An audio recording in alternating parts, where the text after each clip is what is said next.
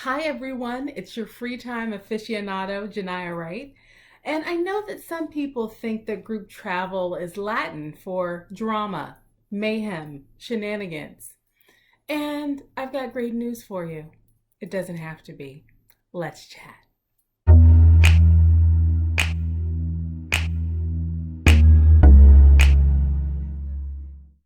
If you Google how to plan group travel, you're going to come up with tons of resources that cover the basics, like getting agreement on budget early on, not waiting to the last minute to make reservations, making sure that everyone's clear about responsibilities, and making sure that snorers aren't sleeping with people who are light sleepers. Those kinds of basics. That information is out there, so we are not going to cover any of that. Also, I did a blog on the secret to success for a travel group that I founded 10 years ago that's still going strong. And I did a separate blog with some pro planning tips if you're planning a getaway. And so I am not going to cover any of that content. I will put the links to those blogs in the description below. Today, we are going to talk about the real reason group trips can be full of drama. And frankly, it is the people on the trip. And that includes you, my friend. Me and my special guest, my sister Brittany Wright, are going to talk to you about the most important thing you can do when it comes down to managing the group dynamic for your trip. And that is to add components to your trip and to your planning process that support the personality types that will be on your trip. So let's talk about some of those personality types. Let's start with your nervous friend.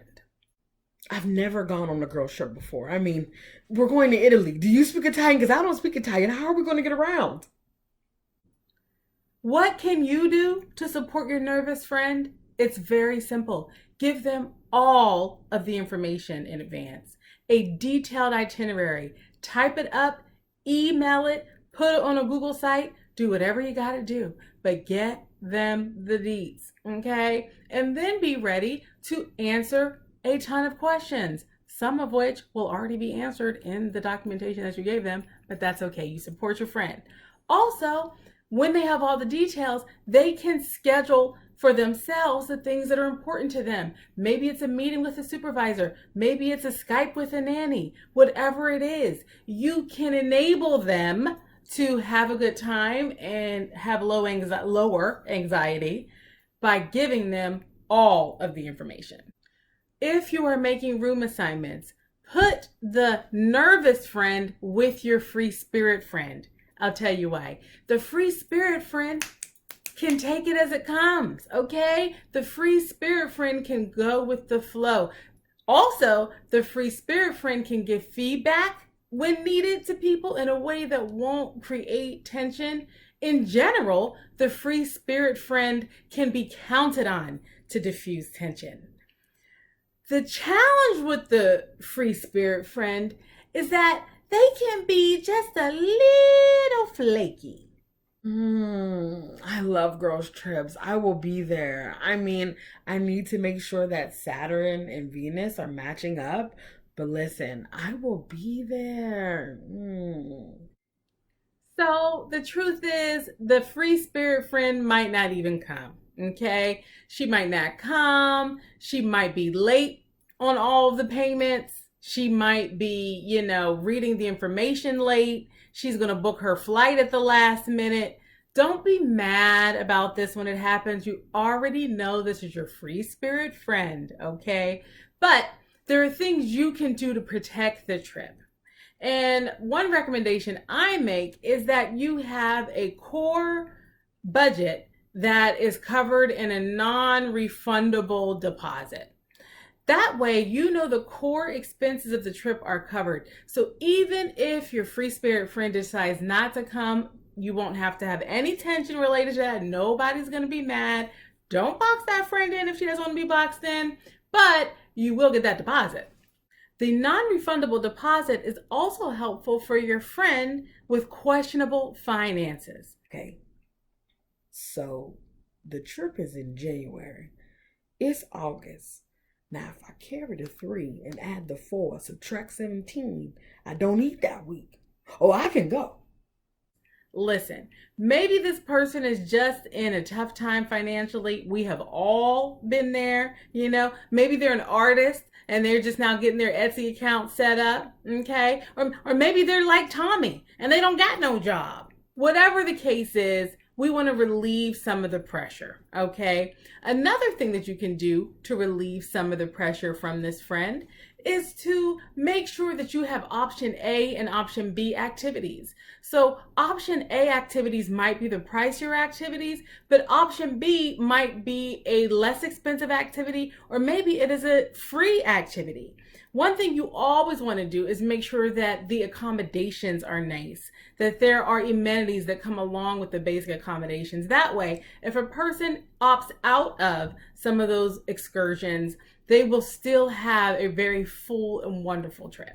There is another reason to make some of the excursions optional, and that is for your independent friend. All right, ladies, I will see y'all later. Oh wait, y'all going too? You already know that no matter how much planning you do, your independent friend is going to have another agenda item. Don't get frustrated about that, you know? And if there's something really important to you, if it's important to you that your independent friend participate in a specific activity, just let them know in advance. They will honor that. But it's no use getting frustrated about it. And in fact, what you also could do is ask the independent friend in advance if there's something they want to do that's really important to them. And you can work that into the trip. And that way, you'll know the independent friend will be there. You can also ask about preferences in advance when you're dealing with your persnickety friend. Your persnickety friend is the friend that is pretty sure they have the best idea as it relates to all of the things. So I was taking a look at the agenda and I'm just thinking to myself, we're definitely not doing that in the morning. Who does things like that in the morning? And I have to change this to the afternoon. And I feel as though we'll need to do this around 3 o'clock because that's the best time to do that.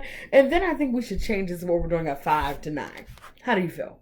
So how can you support this friend's positive participation in the group dynamic?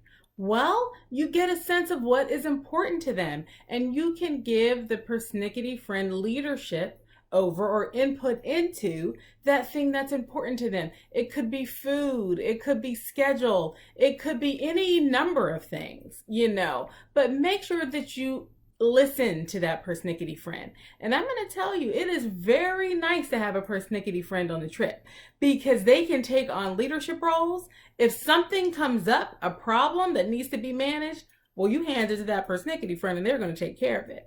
But there is no use in you getting frustrated when your persnickety friend wants something done in a certain way. Just make sure you take the opportunity to have some of those conversations before the trip.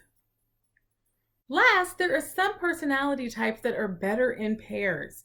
One example is the talkative friend. If you aren't interested in learning everything about trying to launch a YouTube presence, well, you shouldn't be in a room with me. Sorry. If any of these personality types hit close to home, please don't be offended. I am currently in many of these categories. Okay, so don't be offended. It's just about owning your trip and knowing what it takes to make your trip successful. And, there are 2 things I'll say in closing. Number one, I think that we all know that there are some personality types that are just not well suited for group travel. If it's a person that's really inflexible, or they have a personality that you would call an acquired taste, or if they have like a really special hygiene experience that comes along with them, they're not going to be a good fit for the trip. Okay. And the second thing I'll say in closing is that you need to really think about whether you are the right person to plan the trip. Are you a person that leads with a service mentality? Okay.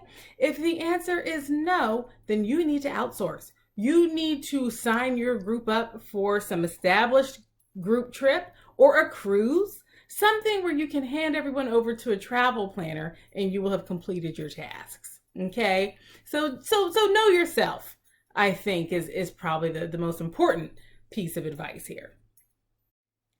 So that's it for this video. Thank you so much for watching. Special thanks to my sister, Brittany Wright, for joining. It was so much fun to record with her. And if you enjoyed this video, please subscribe and follow me on all the social media channels.